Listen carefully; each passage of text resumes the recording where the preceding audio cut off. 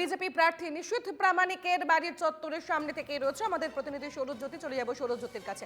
সৌরজ্যোতি, কোচবিহার বললেই বেশ কয়েকদিন ধরে যেভাবে বারবার উত্তেজনা ছড়িয়েছে সেই দিকে নজর রয়েছে এবং কোচবিহারে ইতিমধ্যে 112 কোম্পানি কেন্দ্র বাহিনী মোতায়েন করেছে নির্বাচন কমিশন এবং এই কোচবিহার নিয়ে বেশ কিছু ইস্যু এই মুহূর্তে একেবারে রাজনৈতিক তরজার সামনে দাঁড়িয়ে রয়েছে।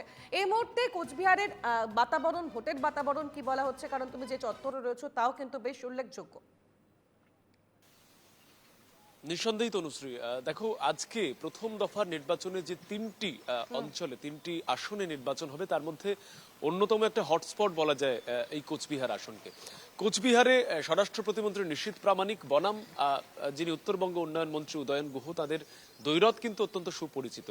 বেশ কয়েক বছর ধরে যেভাবে রাজনৈতিক উত্তাপ ছড়িয়েছে, নির্বাচনে সংঘর্ষের ঘটনার উল্লেখ পাওয়া গিয়েছে, তাতে করে কিন্তু আজকে প্রথম দফার নির্বাচনে অন্যতম উল্লেখযোগ্য জায়গা হয়ে থাকতে পারে এই কোচবিহারই। তুমি জানো যে 2084টি মোট ভোট গ্রহণ কেন্দ্রের মধ্যে 194টি বুথ সেটিকে স্পর্শকাতর বলে উল্লেখ করা হয়েছে কমিশনের তরফে। কিন্তু শুধুমাত্র এই বুথগুলি নয়, বরং অন্যান্য যে বুথগুলি যেগুলি সংবেদনশীল সেখানেও কিন্তু কমিশনের থেকে কড়া নজরদারির ব্যবস্থা করা হচ্ছে। সর্বোচ্চ বাহিনী কিন্তু এই কোচবিহার আসনেই মজুদ করা হয়েছে এবং যাতে করে কোনোভাবে অপ্রীতিকর অশান্তির কোনো পরিস্থিতি তৈরি হলে সেটাকে সহজে নিয়ন্ত্রণ করা যায় সেদিকে কিন্তু নজর থাকছে, সজাগ দৃষ্টি থাকছেন নির্বাচন কমিশন।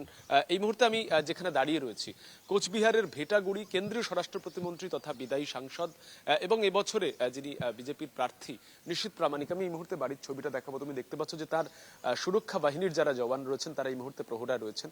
যেমনটা জানা যাচ্ছে আর কিছু পরে কেন্দ্রীয় স্বরাষ্ট্র প্রতিমন্ত্রী নিশীথ প্রামাণিক তিনি বেরোবেন এবং বিভিন্ন জায়গা কিন্তু তিনি পরিক্রমা করবেন। তার মধ্যে কিন্তু তার নিজের যে ভোট গ্রহণ কেন্দ্র রয়েছে সেখানেও তিনি যাবেন। স্বাভাবিকভাবেই গতকাল রাত থেকে যেভাবে বিক্ষিপ্ত অশান্তির সূচনা হয়ে গিয়েছে কোচবিহারে বলা চলে। তুমি জানো যে ইতিমধ্যে দিনহাটা হাসপাতালে বেশ কয়েকজন বিজেপি কর্মী তারা আহত অবস্থায় রয়েছেন। গতকাল রাতেও কিন্তু বিভিন্ন জায়গাতে সংঘর্ষ ছড়িয়েছে এবং সকাল থেকেই বিভিন্ন বুথে পোলিং এজেন্ট যারা রয়েছে তাদেরকে মেরে বার করে দেওয়ার অভিযোগ করা হয়েছে বিজেপির তরফে। স্বাভাবিকভাবেই বেলা গড়ালে কিন্তু রাজনৈতিক উত্তাপ বাড়তেই পারে কোচবিহার এবং সেক্ষেত্রে স্বরাষ্ট্র প্রতিমন্ত্রী নিশীথ প্রামাণিক তিনি কি করেন বা তার যে গতিবিধি সেদিকে কিন্তু আমাদের নজর থাকবে।